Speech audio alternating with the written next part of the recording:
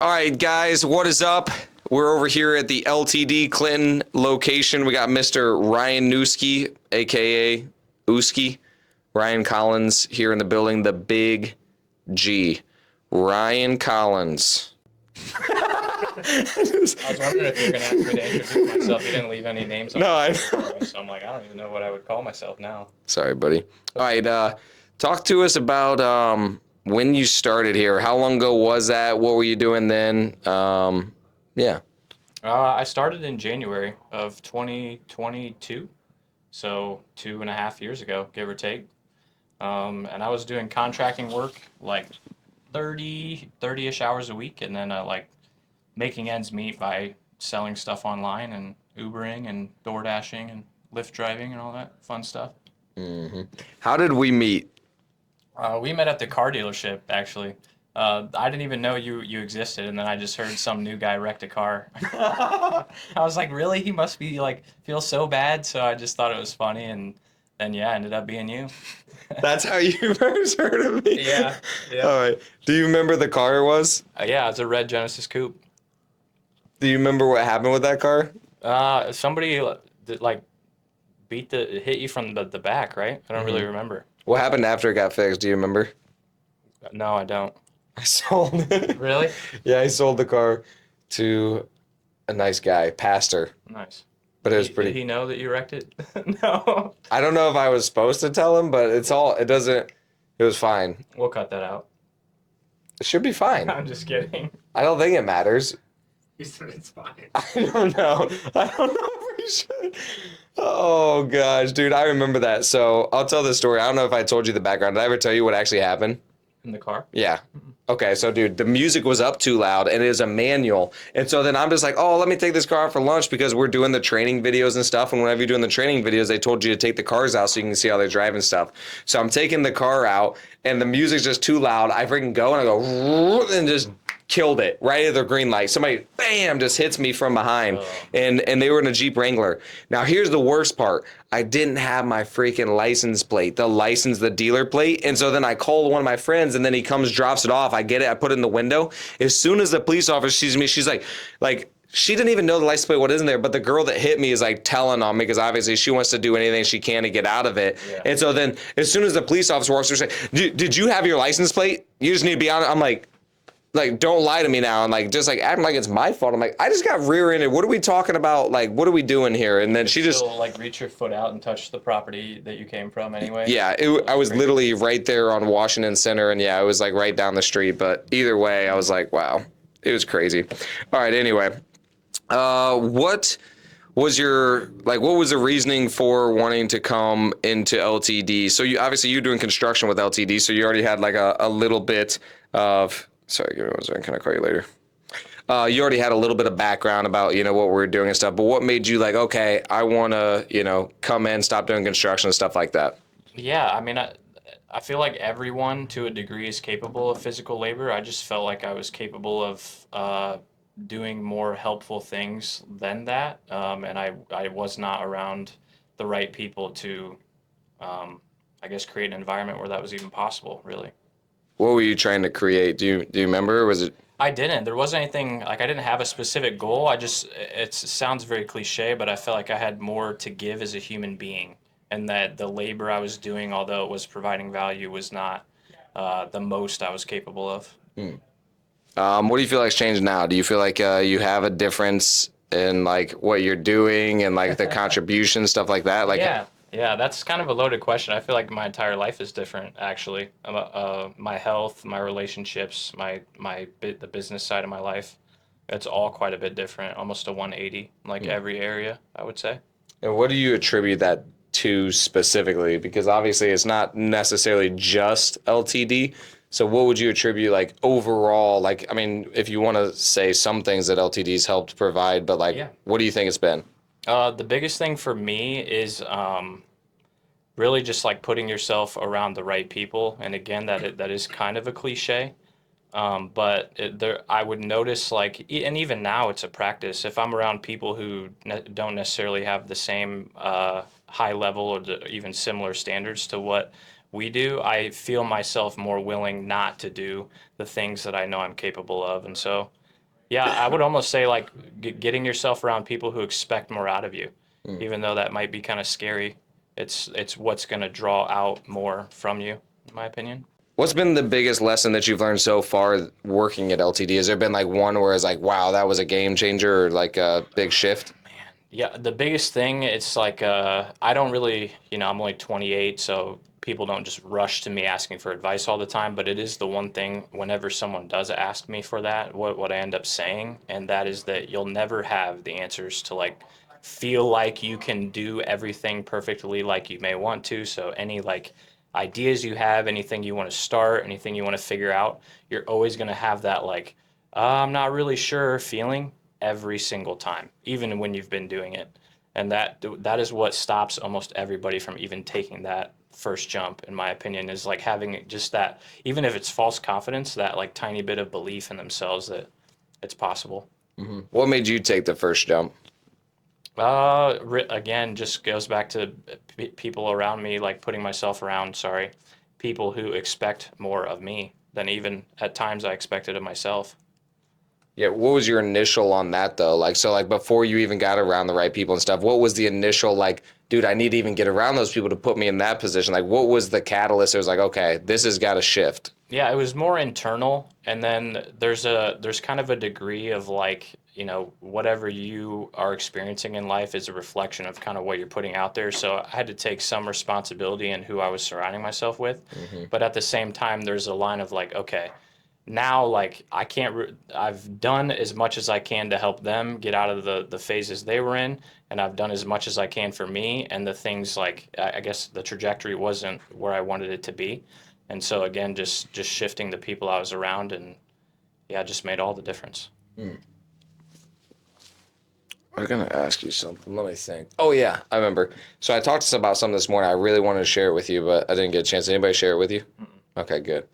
So I'm gonna ask you a question. Then it's kind of like a trick question in a way, but not really a trick question. But I like those. what do you think is more important, the result or the process?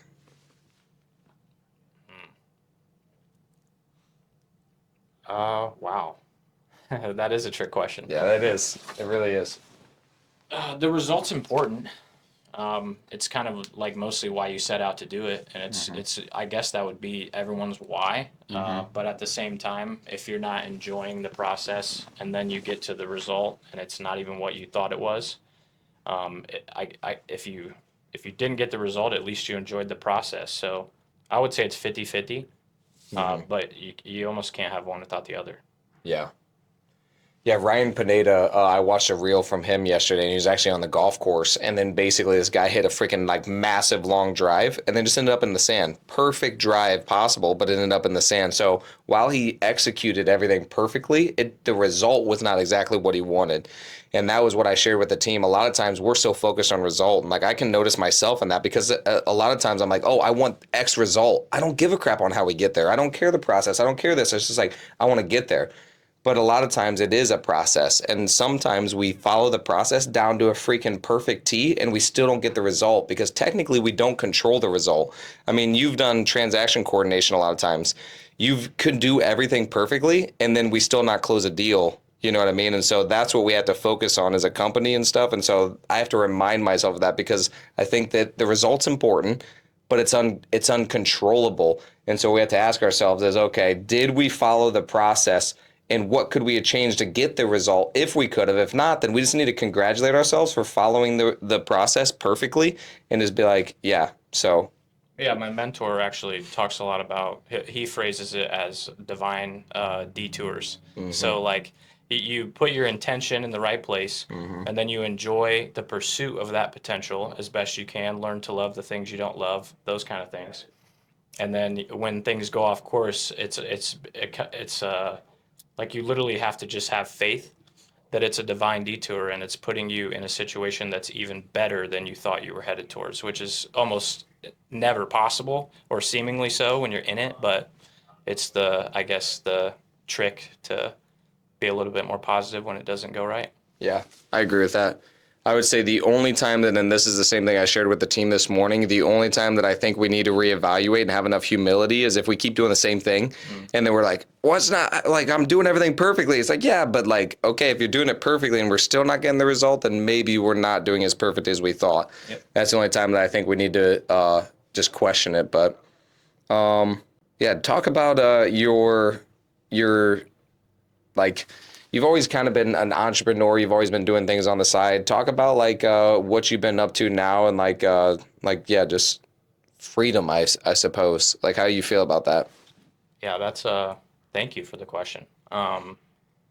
So I at first I guess started a staging company with a friend when we were working together with LTD, and I used to hire it out the staging, and I not that any like stagers do things incorrectly. I just noticed a lot that could be easily fixed that would tailor to investors like us to just incentivize them to work with me versus I guess who's already out there. So yeah, a lot of people that do that too when they start that kind of business, they don't take any overhead. They rent a lot of the stuff they're using and they hire out help and all that stuff. And so there's almost like no profit, and it is a very stressful situation because when you borrow things like that, you're on other people's timelines. So yeah, I just noticed like a gaping hole for something that was possible, and all the way up to today, I own the business by myself now, and we're probably going to stage like 80 properties this year, which is pretty cool. So I'm able to pay someone what I was making like 2 years ago, which is pretty crazy because not only does it provide me with some freedom, but now that they can do almost whatever they want on their time. Yeah. And it's crazy too because like you notice something, there was a gap in the business that would help LTD make more money while you make more money. And so it was like, it's just crazy how you're building a business on the side for a hole that you saw that we were trying to do because we're trying to hire them. And so unless you got into the position that you were in and then got around those people, you wouldn't even have saw the opportunity or anything too, which is pretty crazy. Yeah, it's true. But yeah, I just think about like, yeah, you saw the people and you're like, dude, what the heck? Like these people are, we're not going to say any names, but they were just sometimes more difficult to deal with because of the decisions that they made. Then those people made it their problem. They made it our problem, which made it a big problem for everybody. And so then it was just more stressful for everybody. So yeah, it's pretty cool that that's how all businesses are started. You know, you see an opportunity, you see a problem, you're like, dude, I know how to solve this problem. I know an easier solution. And then you just freaking make it happen. But most people just see the problem, they talk about it, and then they complain about it, and they do nothing. So what do you think is the difference between you and other people? Like, yeah. Yeah, I would just say I do not like talking about something for so long. Like if we talk about an idea or a plan or a system or something, I don't want to think about how it's going to work when we get to it. I want to like do it immediately. And that's like it is I do want to coach people someday, and that is even now. Like it is the most frustrating thing that I need to work through because people tell me all the time about these things, these ideas they have or things they do, and like I can get really excited for them, but it still isn't enough to like again, they just need a little bit of buy-in from themselves, and then they'll take that first step. And that, again, back to what I said earlier, they're never going to have all the answers, and they think there's like one trick thing they're going to figure out, and then they'll take the action, and it never happens. Have you always been like that? No. Yeah, it just goes again back to surrounding myself with people who expected more of me. Because it was more of like I saw people taking risks and they didn't have the answers, and I was like, oh, it's actually normal to do that, and everyone does that. So I didn't feel as alone, I guess, in the uncertainty. So I was more willing to take a step.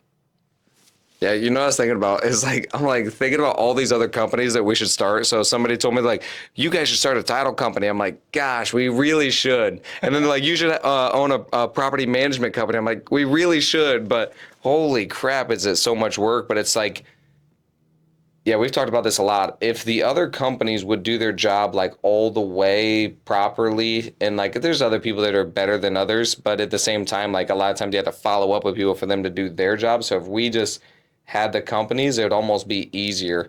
So I don't know. What do you think about like starting a property management company, starting a title company, all that stuff? Wow. Yeah, this might not be the answer for the video here, but I mean, first off, I'll say that hats off to those companies because we're only able to see like holes and gaps because of the success they created 100%. and the way they did things. Now we're able to say like, wow, that is awesome. And here's some other things that we could do different. So that part's cool.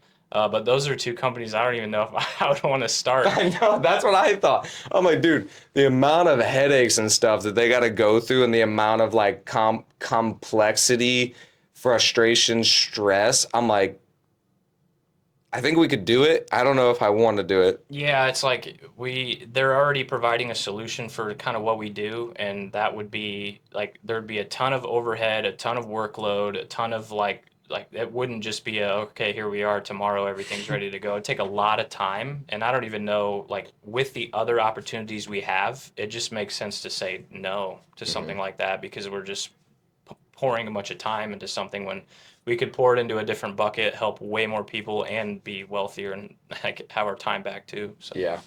I was thinking about just doing it for us, not even for anybody else, but just literally for us. And then Yeah, and then we say that, and then Yeah, people true. are like, "Can you do this?" And we're like, "Yeah, we could do that." yeah, I was thinking it'd just be for us though. And then what I was thinking was like, well, it's kind of like the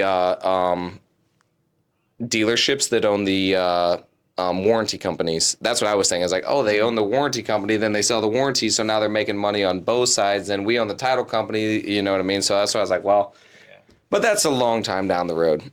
But just want to see if it's something you wanted to open up, buddy. Just you want to open up another company? We'll start LTD transactions. That would be so crazy. Yeah, I never thought about that. That probably would be helpful. Actually, that wouldn't take that much time. I know because we're doing a lot of it, but yeah, then we just get hooked up with a agency or somebody that backs and then we have the recorders. Like it's not that much more, and then it helps us to control a little bit more steps. Yeah, it wouldn't really be that difficult at all. The TC thing would be really easy because I mean, even if we did 200 deals a year, that would not be hard to systematize. Yep. So yeah, just something I thought about. But anyway, dude, you know something else I just thought about, and I was thinking about it this morning, is the amount of time that we're in limbo is really what like stresses me out. I was thinking about like why I felt so free, and like you sold cars for a couple months, but a car deal is A like, couple years. oh, you did it for a couple years? Yeah, total. Because I did some with Hyundai, then I went to Toyota, then I came back to Hyundai and sold cars for a small amount of time. So all in all, it was like, yeah, a year and a half, 2 years. I didn't know that. Oh, dang, I thought you only did it for a couple months. Yeah. That's crazy.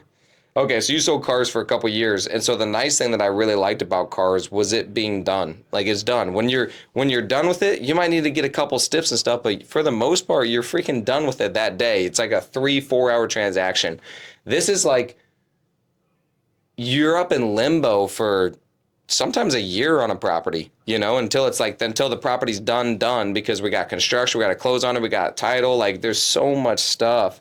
How do you feel? Like, does that affect you at all in your mental space and stuff, or how do you feel? I would say at first, yeah, definitely affects you because when you're in the situation, you think if something goes wrong, you're like, I am responsible for the outcome of this. And then when you go back to, again, with like our situation, when you go back to the pipeline and there's not just one problem, there's 90 of them, it's a lot easier to be like, oh, yeah, okay, this just happens. And that's another thing that I guess it is harder when you're starting out and you have one thing on your mind because if it doesn't go right, what are you going to look at? You can't really go solve another problem. You're just either succeeding or failing in that one area. So it is key to like I guess continue rolling and pushing, not put all your eggs in one basket kind of deal. Yeah, I just hate that part, honestly. Like, I don't like having it always. And then I remember whenever you first started, I kept saying that we're going to get to a point where we're like, we're going to be good, we're going to get there, we're going to get there. And then we just kept expanding. And then I think it was probably like a year and a half ago, I was just like, dude, I've just accepted that this is our life and we're not stopping. We're not going to get there. We're not going to get to a point. It's like, this is never ending. And so we just need to get better. And so it's been an interesting shift, but what's next for you, buddy? Where are you going next couple years? What are you thinking? What's your goals, plans? What are you thinking? Wow.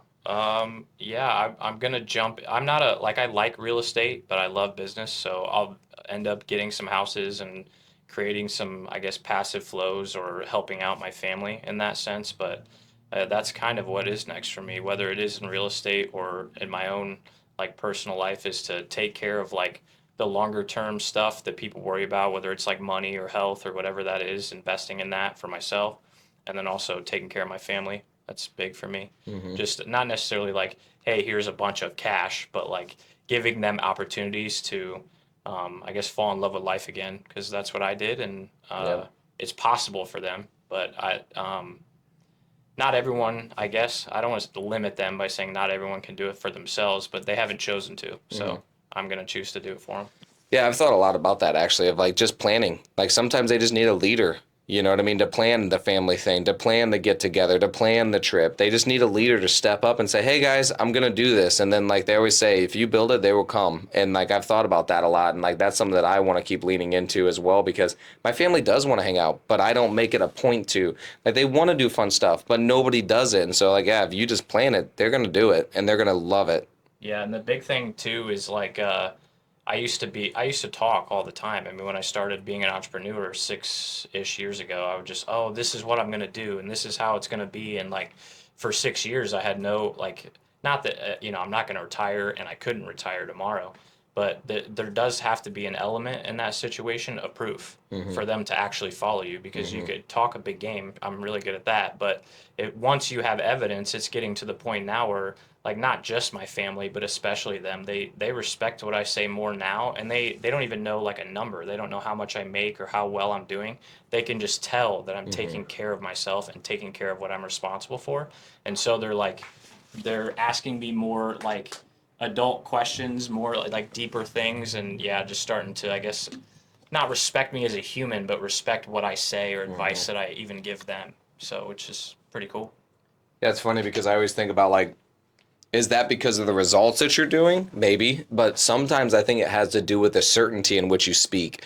And when you're more certain when you speak because you've done it before, then like nobody can deny that from you. You're like, dude, I already know that I'm going to do this because I've done it a lot of times in the past. And so now you can speak with more certainty that more people believe you. So it's not just your family because they know what you've accomplished. If you go talk to somebody else, they're going to believe you more because you believe yourself. Yeah, the energy I carry now is different because of that belief. It's funny, just to branch off a little bit. I have some people that tell me like they can't do it because they don't have the time or they don't have the money, and I'm like, bro, I wish I didn't have the time and money, because then I would have nothing but time and money. And so it's just like, yeah, a lot of people, yeah, they think you have to have a certain something to get rolling, and I'm like, if I had nothing again, that would be awesome, because then I could start fresh, and I know how to do things a little differently this time around. So I've thought about that too. I'm like, dang, if I just restarted, I think I would do it differently, and then it would almost be, in a sense, more freeing in a lot of ways. Because like now, I feel a little bit of pressure, like more pressure. The more you have, the more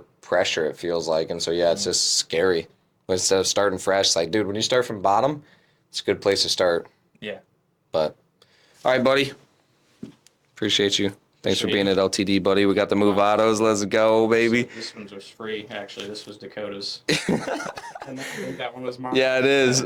This one wasn't free though. No, I'm just kidding. Actually, I'm not kidding, but I am. But That's a nice one. yep, we got the Movados, baby. This is actually like, these are my favorite. Well, now the Rolexes are my favorite. Now that I have two of them, but these are my favorite, like brand and like the looks wise. I want But a green one. they make a green one. Yeah. Oh, It's dang. like the same thing, just green. Dude, yeah, the Rolex has a Starbucks, they call it, and it's a green one too. And We I'm should like, check dang. on our video guy, dude. See if he's still. He's gone. He's not coming back. He had a coffee. As long as it records it, buddy, you'll be good.